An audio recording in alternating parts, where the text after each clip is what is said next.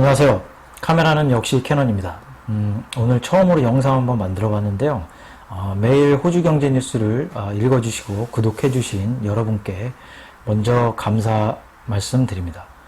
오늘은 제가 호주와 중국의 대립에 대해서 첫 영상을 한번 올려봤습니다. 같이 공부하자는 입장은 아니고요.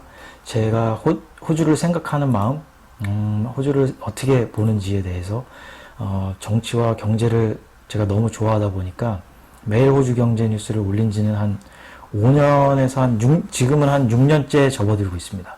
6년째 접어들고 있고, 그동안 블로그를 계속, 구독해 주시고, 또 관심 가져주시는 여러분께, 너무 고맙다는 말씀 드리고요.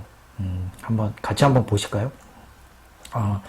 오늘 나온 자료는 제가 다 정리를 해가지고 이쪽에다가 블로그에다가 먼저 올려서 설명을 드리려고 합니다.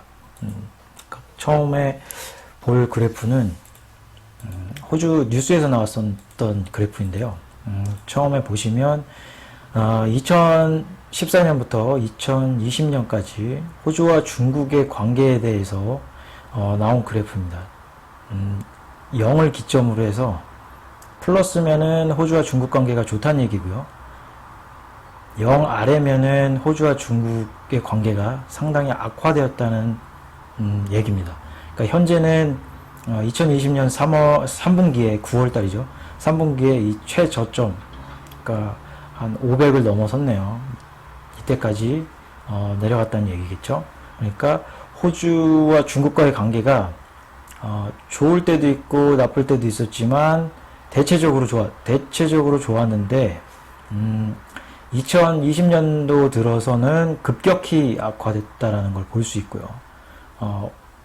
한국 언론사나 아니면 여러분 뉴스에서 접하셨던 내용들은 다 이쪽에 다 몰려 있습니다.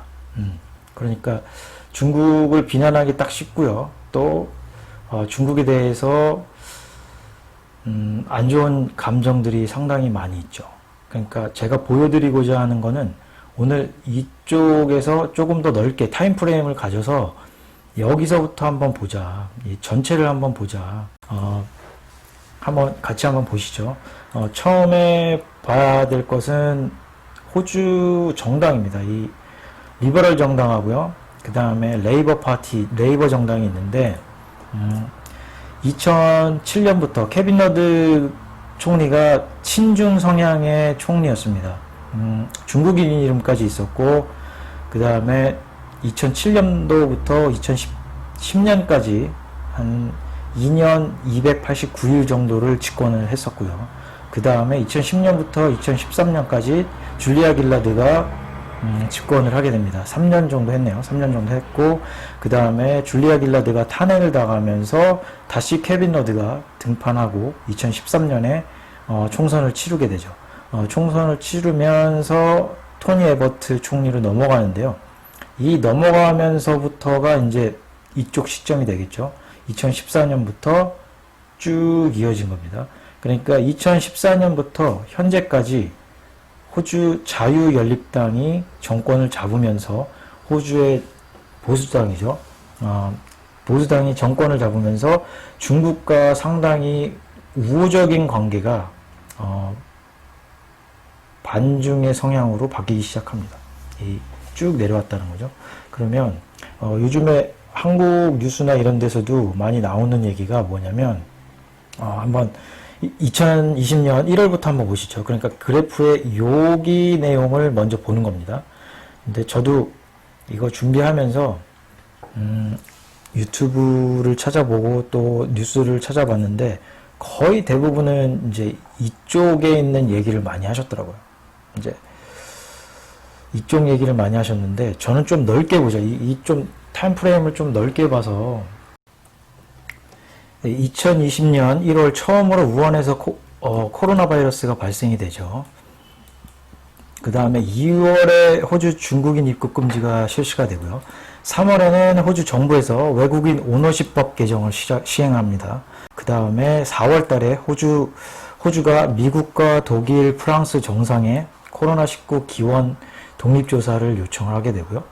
그 그 다음에 5월 달에는 중국이 호주산 쇠고기 한 3개 업체 정도를, 제 기억으로는 3개 업체 정도를 수입 규제를 실시합니다. 가장 첫 뉴스 규제이기 때문에 아마 가장 충격이 컸을지도 모릅니다. 이 위기의식이 이때부터 시작되었다고 저는 생각이 돼요. 그리고 중국의 호주산 와인 반덤핑 조사 개시를 했고요. 그러니까 명분 없이 그냥 바로 규제하기는 힘드니까 조사부터 일단은 시킵니다. 그 다음에 6월 달에 중국 홍콩 보안법이 통과가 되면서 호주 정부가 상당히 우려를 나타내게 됩니다. 그리고 9월 달에 중국이 호주산 보리의 관세를 80%를 먹이게 됩니다. 그리고 10월 달에는 중국이 호주산 밀 수입 금지, 와인, 그리고 랍스타, 구리, 설탕, 목재, 석탄을 언급하면서 본격적으로 제재를 하나씩 다양하게 아무튼 시작하게 됐습니다. 그 다음에 11월 달에 호주산 랍스타 공항에 묶여놓고 통관을 안 시켜주는 거죠. 그리고 와인 관세는 107%에서 212%까지 관세 부과를 시키게 됩니다. 그 다음에 11월 18일 같은 경우는 호주와 일본과의 방위협정 체결을 하는데요.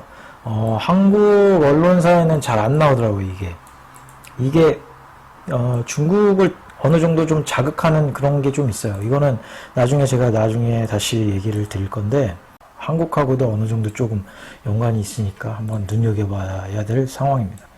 11월 19일 같은 경우는 호주 아프간 공군의 특공대 신고식으로 민간인 학살이 자행됩니다. 한 39명 정도 살해한 것으로 뉴스에 나왔고요. 그 다음에 합참의장이 사과를 했고, 또 호주 총리도 성명서를 통해서 아프가니스탄에 사과를 했습니다.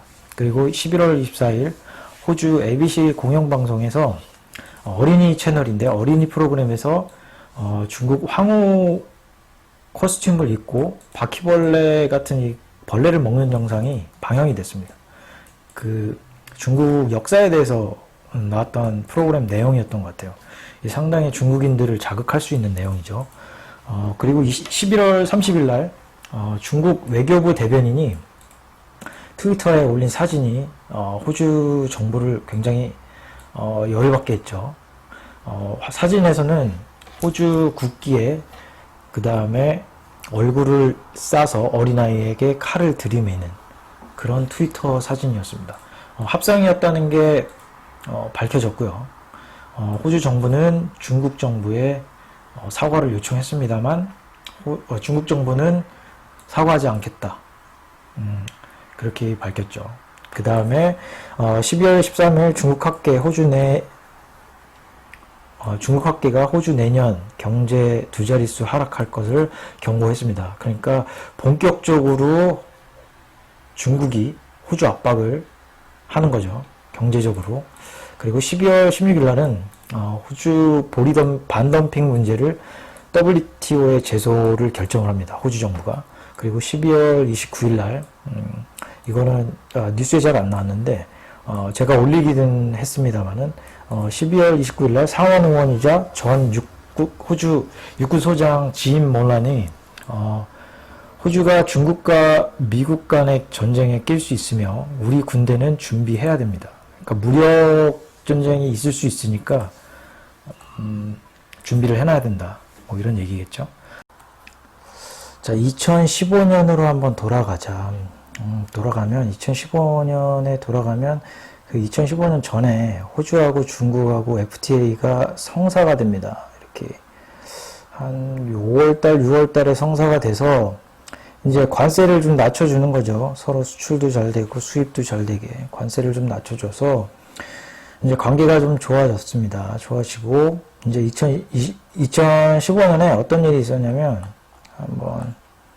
한반도 열세배 북호주 차이나먼이 몰려온다. 이 뉴스가 있었는데, 이제 호주 정부가 북호주 이쪽을 개발을 하자 해서 펀드를 한 50억 불 정도를, 호주 정부가 50억 달러 규모의 펀드를 조성하고 8억 달러를 투입해서 댐이나 도로, 인프라 건설을 개발한다. 이거를 백서를 발간을 했습니다. 거기에 이제 중국 랜드브릿지 그룹이라는 회사가 5억 달러를 투자를 하면서 이제 들어오게 된 거죠. 그리고 세계 최대 소수출항이라고 알려져 있는 다윈항에 99년간 임대를 하려고 사인을 합니다. 그 승인은 당연히 호주 정부가 해준 거죠. 승인을 하고요. 다윈항 이쪽이죠. 이쪽을 내준 거예요. 그러니까 99년 동안 써라. 그리고 뭐 북호주로 몰려드는 중국 자본 이렇게 갖고 나오는데 이제 호주가 이 지역에 대해 관심을 일으키기 위해서 호주 정부는 지난 8일에서 10일 다윈시의 북호주 투자 포럼을 개최했다. 그러니까 호주 정부 주도로 적극적으로 투자를 하려고 사람들을 끌어들인 거예요. 사람들이라기보다는 투자자들을 끌어들인 거죠. 어떻게 보면 전 세계에 초청받은 기업인과 호주 관계자를 350명이 모여서 성황을 이뤘다. 북호주를 아시아 식량 공급 기지이자 자원 수출 기지, 관광 중심지로 만들겠다고 말했다. 뭔가 좀 냄새가 나죠. 여기가 고질적으로 문제가 더워요. 덥고 그 다음에 사람이 없어요. 그렇기 때문에 인프라도 떨어지고 여기 보시면 만성적으로 물 부족도 원인. 호주 전체 강수량 60%가 이 지역에 내리지만 그중 2% 수자원 활용. 나머지는 땅으로 스며들어 버린다. 이런 이유로 북호주 개발의 꿈은 호주의 역사만큼이나 오래됐지만 빈번히 실패하고 말았다. 이 어려운 거를 중국인을 끌어들인 거죠. 이렇게 발빠르게 북호주를 가장 발빠르게 북호주로 달려가는 나라는 중국이다. 중국 랜드브릿지 그룹은 최근 5억 달러를 투자해 북호주의 대표적인 물류기지인 다윈항을 99년간 임차하는 계약을 따내서 화제를 일으켰다. 그렇죠. 선진국이면서도 미개척지인 북호주는 선점하는 자가 이득을 보는 시장이라며 중국에 비해 한국 투자자의 관심이 적어서 너무 아쉽다. 한국인들은 머리가 투자를 안 했다는 얘기. 이거 개발해봤자 돈 안 나오겠는데? 중국인들 돈 투자한 거죠. 자, 그 다음 나왔던 얘기가, 중국 업체 호주 다윈항 운영권 논란에 대해서 나왔습니다. 중국군 연계 의혹이 있는 거 아니냐. 랜드브릿지 기업이 중국군과 긴밀하게 연계됐다는 호주 전략정책연구원 중국 전문가의 주장이 나오면서 자칫 전략적으로 중요한 국가 기관시설이 중국인들 손에 넘어갈 수 있다. 이런 우려와 의혹이 제기된 거죠.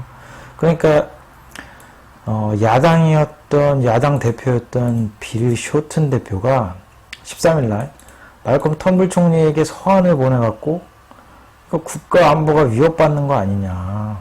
이거 사전 검증 거쳤는지 알고 싶다. 랜드브릿지하고 중국군하고 연계된 거 아니냐. 이렇게 얘기를 한 거죠. 꼬투리 잡은 거죠. 한마디로 야당이 정권 교체당하면서 꼬투리를 잡은 거죠. 그러니까 다음날 바로 미국 전문가들 중국의 다윈항 관리권 넘긴 거 호주 맹비난. 그러니까 아미티지라는 부장관이 17일 오스트레일리안 파이낸셜 리뷰 인터뷰에서 호주 당국이 이번 결정을 하면서 미국을 배제한 데 믿을 수 없다. 그러니까 미국이랑 얘기를 안 했다는 얘기예요. 미국이랑 얘기를 안 하고 호주 정부가 승인을 내려준 겁니다. 승인을 내려준 건데 국방과 관련해서 싱크탱크인 미국 싱크탱크죠. 전략예산평가센터 소장이 일반 오스트레일리안 기고문에서 호주 노던 정부가 한 해에 단지 500만 호주 달러, 그러니까 42억 원, 그거를 얻고 임대해서 이제 돈을 받는 거죠. 중국 기업한테. 이거 얻고자 전략적으로 중요한 항구의 권리권을 넘겼다. 이렇게 얘기를 한 겁니다. 왜냐하면 그 노던항에 미국 해군기지가 있어요. 해군기지가 있는데 이제 거기가 이제 전략적 요충지라는 거죠. 국방부 고위직으로 지낸 아미티즈는 특히 미국 해군이 다윈에 약 1200명 정도 해병 대원을 주둔시키고 있으며 이를 2500명까지 늘릴 계획이었다. 그러니까 거기 주둔지에다가 우리 늘릴 계획이었는데 왜 중국 기업한테 그걸 주냐. 응? 우리 전략이 노출될 수 있는 거 아니냐. 뭐 그런 얘기겠죠. 그러니까 이번 논란에 대해서 미국 국방부 빌 어번 대변인은 외국인의 기간시설 투자 사업에 대해서는 호주가 자체적으로 결정한다. 그렇지만 호주가 사전에 적절한 얘기는 했어야지. 우리 얘기했어야지. 이가 관련해서 2017년 이제 7월 19일 날 2017년 7월 19일 그러니까 관계가 7월 19일이니까 요 정도 되겠네요. 관계가 또 악화되죠, 이쪽에. 보니까 중국 투자를 보는 두 개의 시선, 호주 다이낭 개발을 놓고 주정부와 연방정부의 입장이 갈려. 그러니까 주정부는 이제 노던 테리토리죠. 그 다음에 연방정부는 이제 말콤 텀블이 있는 전체 연방정부를 얘기합니다. 호주 정부를 얘기합니다. 호주 주정부와 현지 업계는 랜드브리지의 투자로 인한 현금 유입을 환영하고 있다. 그러니까 주정부는 땡큐 한 거예요. 돈 한국 빌려주고 돈 받으니까. 그리고 그걸로 인해서, 투자로 인해 지역 경제가 활성화되고 일자리가 만들어질 뿐만 아니라 다른 중국 기업들이 추가로 투자를 기대할 수 있기 때문이다. 그렇기 때문에 주정부는 반기는 반면에 연방정부는 계속 껄끄러운 거죠. 미국과의 관계도 좀 안 좋고, 응? 그렇기 때문에 이런 문제가 불거졌던 거고요. 다시 계속해서 중국은 임대를 하고 있는 거고요. 그 다음에 2019년에 다시 2년이 지나서 19년에 다윈항 임대권 환수하자. 응? 그런 얘기가 나왔어요. 노동당의 이제 정권, 야당이죠. 노동당의 닉 챔피언 연방 하원 의원이 중국 기업이 소유한 노던주 다윈항의 99년 임대권을 돈을 주고 사서 국유화하자. 과격 주장을 하고 나섰다. 과격 주장이래요. 빼짠 얘기죠, 그러니까. 그 다음에 닉 챔피언 연방 의원, 인도태평양 군사 팽창 우려, 그리고 중국을 자극할 수 있다. 신중론도 나와. 그러니까 신중론은 어디서 나왔냐면 집권당이죠. 그러니까 자유연립당, 호주 보수죠, 보수. 집권 자유국민연합의 한 의원은 다윈항에 대한 챔피언 의원은 이해하지만 호주 경제에 막강한 영향력을 행사하는 중국을 자극할 수 있다. 그래서 신중론을 펴기도 했습니다. 호주 방위협회의 닐 제임스 대변인은 그러면은 우리 외국인의 다윈항 통제에 대한 정치권의 관심을 환영하면서 국유화는 좋은 생각이지만 그것보다는 그 비용으로 군사 목적에 맞는 새로운 항구를 짓자. 그 얘기를 한 겁니다.